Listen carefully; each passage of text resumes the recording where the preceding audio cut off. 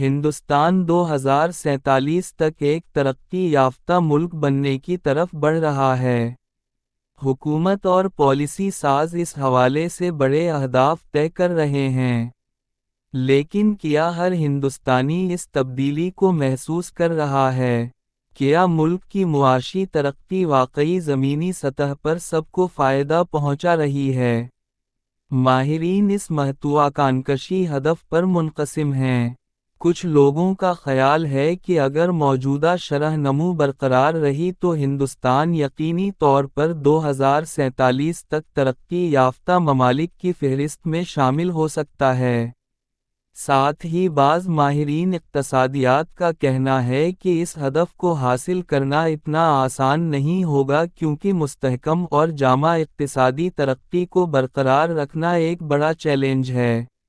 لیکن اس دوران بلوم وینچرز کی انڈس ویلی کی سالانہ رپورٹ 2025 نے خود ترقی کی اس تعریف پر سوالات اٹھائے ہیں۔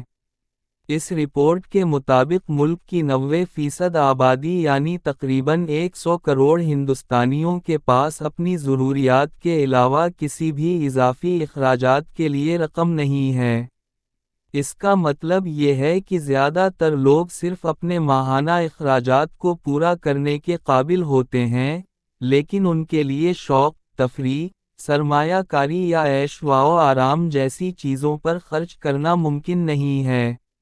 رپورٹ یہ بھی بتاتی ہے کہ ہندوستان میں امیر تر ہوتے جا رہے ہیں، جبکہ غریب اور متوسط طبقہ اب بھی اپنی پرانی معاشی جدوجہد سے نبرد آزما ہے۔ یہ وہی مسئلہ ہے جو دہائیوں پہلے موجود تھا اور آج بھی برقرار ہے۔ اگر اس عدم مساوات کو دور نہ کیا گیا تو ہندوستان کا ترقی یافتہ بننے کا خواب ادھورا رہ سکتا ہے۔ معیشت صرف 10% لوگوں کے دم پر چل رہی ہے۔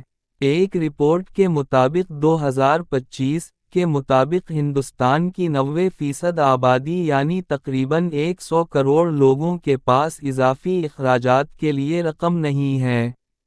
یہ لوگ صرف اپنی روزمرہ کی ضروریات پوری کرنے کے قابل ہوتے ہیں، لیکن ان کے لیے کسی اور چیز پر خرچ کرنا مشکل ہوتا ہے۔ رپورٹ سے پتہ چلتا ہے کہ ہندوستان میں صرف 10% لوگ ملک کی اقتصادی ترقی کو چلا رہے ہیں۔ یہ گروپ تقریباً 13 سے 14 کروڑ افراد پر مشتمل ہے جو کہ میکسیکو کی کل آبادی کے برابر ہے۔ اس کے ساتھ ہی تقریباً 30 کروڑ لوگ ایسے ہیں جو کنزیومر بننے کی کوشش کر رہے ہیں، لیکن خرچ کرنے سے ہچکچا رہے ہیں۔ مہنگی مصنوعات کی مانگ بڑھ رہی ہے۔ ہندوستانی مارکیٹ میں کمپنیاں اب سستی مصنوعات پر توجہ دینے کے بجائے پریمیم مصنوعات کو فروغ دے رہی ہیں۔ رپورٹ کے مطابق ملک میں قابل استطاعت ریئل اسٹیٹ سیگمنٹ میں بھی کمی آئی ہے۔ 5 سال پہلے یہ 40% تھی جو اب کم ہو کر صرف 18% رہ گئی ہے۔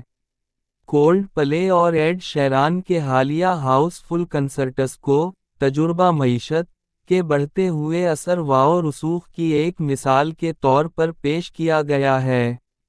یعنی جو لوگ استطاعت رکھتے ہیں وہ مہنگے تجربات کو ترجیح دے رہے ہیں، جبکہ باقی عوام صرف اپنی ضروریات پوری کرنے میں مصروف ہے۔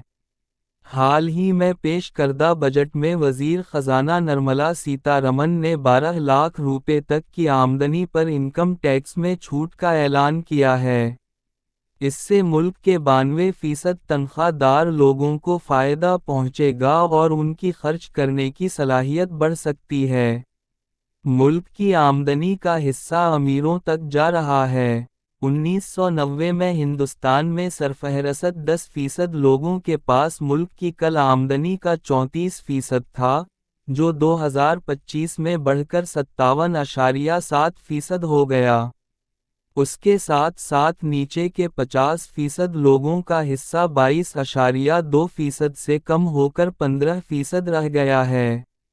اگرچہ ہندوستان کی کھپت کی شرح دنیا کی کئی بڑی معیشتوں سے بہتر ہے، لیکن رپورٹ سے پتہ چلتا ہے کہ یہ ملک اب بھی چین سے 13 سال پیچھے ہے۔ 2023 میں ہندوستان کی فی کس مانگ $1493 ہو جائے گی، جبکہ چین میں یہ 2010 میں ہی $1597 تک پہنچ گئی تھی۔